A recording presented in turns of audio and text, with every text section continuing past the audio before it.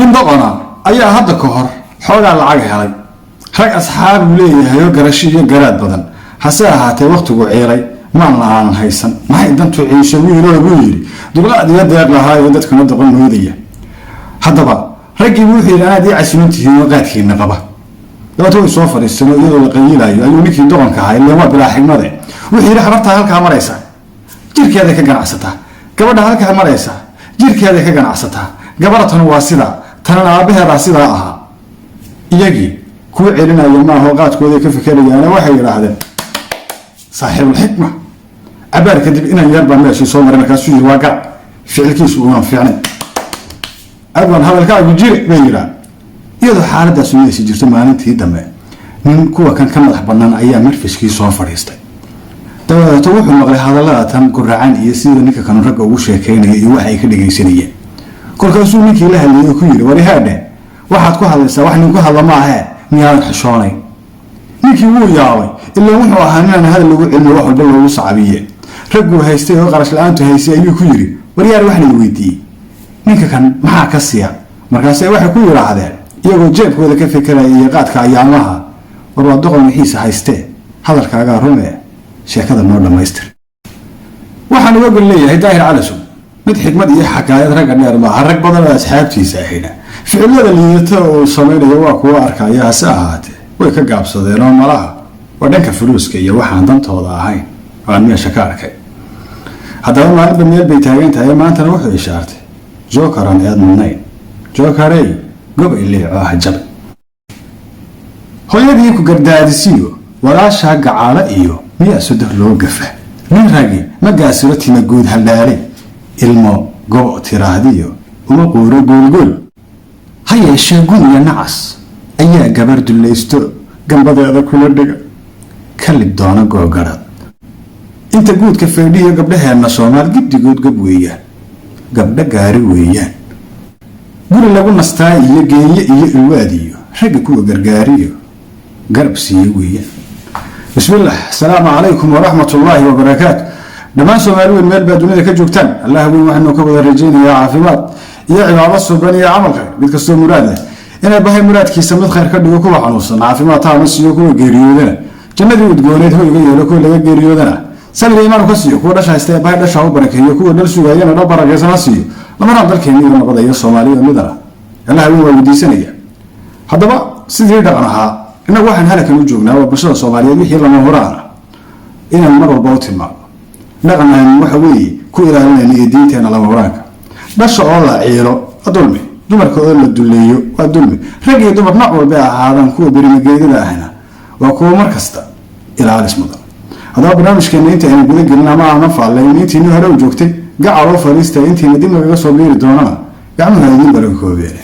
subscribe to siida dhiirigelin bay noo tahay joogino iyo wanaagga aan bulshada sii farnaa waxaan arkayay gabar Soomaaliyeed oo la yiraahdo Mac Joker oo ooyeysa runtii dadku aragtidooda siyaabo kala duwan bay uga dhigteen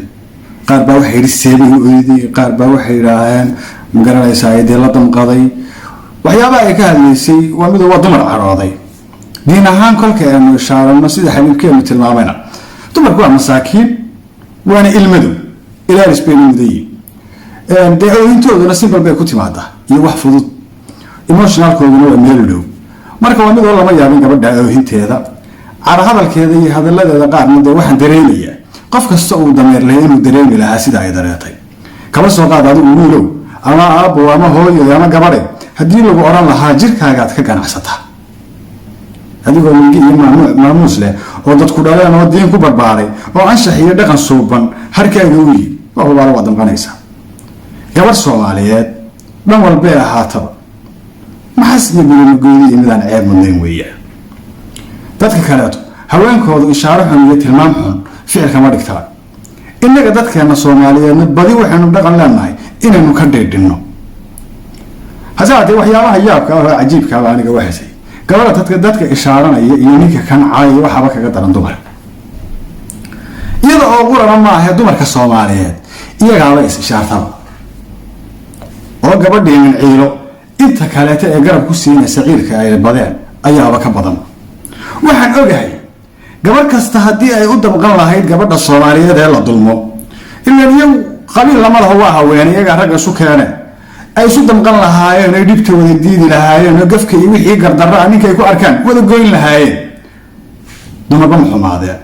hase yeeshee damiirkaas kulligood ay wada leeyihiin waxaad moodaa shaydaan uu ka qaaday ee bay miirkiina haysusay inaad xaawilayslatiin haddaba gabartan ninka ay waa dhiqadii weeye waa dhiqadii 50 kii caqliga la aawiya nina kana nin qabiil lagu ishaari karo maaha inta qadiyadiisa xun ee liidata diidan baa badan dadku waa gacaliyo sokeey meel dhawaad ka soo qabanaya inuu waxaan waxba kala ogay beesha uu tilmaamayo ee habargeer iyo beesha tan Cumar Maxamuud waa wada degaan waa gacaliyo sokeey waa wiil iyo abtidi garashada amala waa dad ood wadaaga caqliga amala waa dumar ficilka amala marka waa midoo nina kale waa nin dhiiqo ku jira suuli qurmay buu ku dhex jiraa dabadna wuxuu diidayaa suuliga inuu kaliya ku jiro dhiiqada iyo xaarka wuxuu rabaa dadku inay la wada galaan hasaate isagoo kaligiisa inta gloves iyo bac loogu xirto la duuduubo baa waxa weeye isagoo qashinkiisa la isla qaadayaa meel ku habboon la geenaya dad Soomaaliyeed baan isu leeyahay dad Soomaaliyeed baan isu dilayn dad Soomaaliyeed baan ku go'ayn waa fandhicil xun aynan ciideyn beel kastan ay shaarta munbuuniskiisa waxa weeye ficilada liidanu sameynayana dad Soomaaliyeed waxa jira aragtidiisa liidata shaydaanku iyagana u fududeeyay inuu fiicay meel kastaan laga helaa kuwa qabiil qaaday oo de hawiya laga helaayo daarood baa laga helaayo isaaq baa laga helaa kuwaas waxa la leeyahay ilaahay hadaaway sababtoo ah soddon sano waxa dulinimada in bada iyo dayaca waa qabiilka aan ficilkiisa liitay inuu ognay marka waxa weeye waxa leeyahay ninka ina cala soo dadkii ku nacay aniga hadda taa yaasiin ee hadlaya ee halka fadhiya haddii aan noqdo qof aan xishoon aabahayga ma dhigo oo ficil kasta oo liita u bareera de waalidkii ban ilaahi abuurtay haddii magaranaysa ayaan ka baq waayo waalid ceeshada iyo qaraabi ceeshataan li iska daa wax kale asxaabi ceeshataan li waxa kan dad ceeshada miyaan lahay ilaahay ka baq wax dhahan miyaan lahay mala طبعاً ما حشوتي وابغضها أنا شرعي بكبغضها أنا دنجت يقول بكبغضها مين كان حشوت يا اللي قصدي قفك إلهي قالنا أو حكلا قرنا يانا وحشوضة إلهي بك حشوضة أذنه سوك حشوضة يسوي آخره يسوي بقايم كاقدر تقول أنه بسود لي شداب أفلا تتفكرون بالهي والعقل إلهي لا تكون فكرتوا كوسي أفلا تعقلون بويل إن بعقلك كم وحكم قرايسا يكون سوق الرسول كوسي إن الدرع يكستوم يعيال العرب دي عنانتو تكشك يصلوا مسين وحلوسي ما إن سوريا تختار كوس حراطي إن غفا كان قرايسا وح بلا حياة كجاه ولا شو كجاه حارنا لو مسين وحلوسي فليقول خيرا أو يصمت بالوسي وأروح ولا يسكشك أم عامو ملي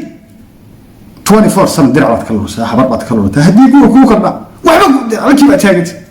كو أركض حبب بدهيش كو أركض الإسلام بدهيش كو أركض ابن آدم بدهيش قضية دلام بدهيش هركيم بتاجد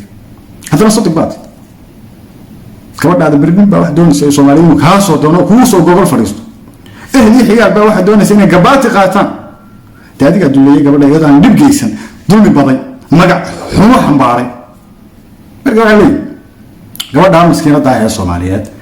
iyo gabdhaha Soomaaliyeed ee dulmada ilaahay dulmiga idinka qaado hase ahaatee dulmiga idinka isbaday dulmiga idinka isu keenay idinka suurkiisa haysta idinka isjijiidaya idinka isaayaya idinka muddo kale dhibkeeda ku farxaysa idinka aan isu damqanay hadhow ragga Soomaaliyeed ku leeyahay darab waa meel xujo waa waraabena waxa weeye haddii ay hus oran anagu hus idinka ma oran karno walaalayaal intii damiir iyo damiir leh way badayeen laakiin inta idinka iska qarinay ismuujiyo istaageer dhaliishii dhiftiisu diida dalaad mid kastoo liitaa uu idinka baqaya mid kastoo xun uu idinka cararaya shanago nin arkaya ceeb la doona mid shan gabdhood mid arkaya mid caalaanin kara walmay asaate idinka dadweyne waa iblaayi jabkii loo ku farxaysaan oo iskala guuraysaan oo jafaajir iyo waxaan wax weey jawi idinkeenan camal aad ka dhiganaysaan هذا من أولين قبل الصوماليات بالله عيالي ده هو وحان عقل وقاضني هذا أنا رمها تبدأ ولا شيء فأولين قدرت أوني كاسوكا قلي وقدرت دمير كا قلي يمدان قرار لهاي فأوي في الله حنو سوينا في رد هليا أركاني سيدان كسكنا قبل لي عوه جبن قبته واللي لا يما جبته أوي وأنا كل هي قف كرشر دار أو كرتيلة أو ضدني ما لبعطي عرضك وقاعد هذا الكاحون اللي بيجريها سكسي بعد متشاء والله قبل كأيده لكن هذا الكاجا بكأذق هذا الكاجا بكأذق أديك واحد الله قصد يا كأذق لك سيد قبل كسته فعل كوي كوي لأن كمان قرر الله ولا شيء وهذا ما هين هذا كله قم بيسو وحل عاي نبينا محمد صلى الله عليه وسلم بالعاي حاسس كيسا وحوي إلى كرر الله هو يمكن بعيد لك الشيء مريم عمران بقى وحلق الشيء تد إلى هيك رامي وشرفان أديك بس تاسي ولا تأديك ابن آدم أو مقرن سائلة هي سيجارة بكو إشارة ما شيء ضد موجي فهو يد القاعد كان محترم بيري هو دليل دي هدري قرب إنه قدرنا الله وعاية ده مقرن سائل ما هينا مقرن سائل نفط هذين سيدا طيبا نكستون ليتنا من اللي ذا الشاء هو حوي حبه كطبيعة قبل اللي عاه جبن برنامج كنا خلينا نتبوكم منه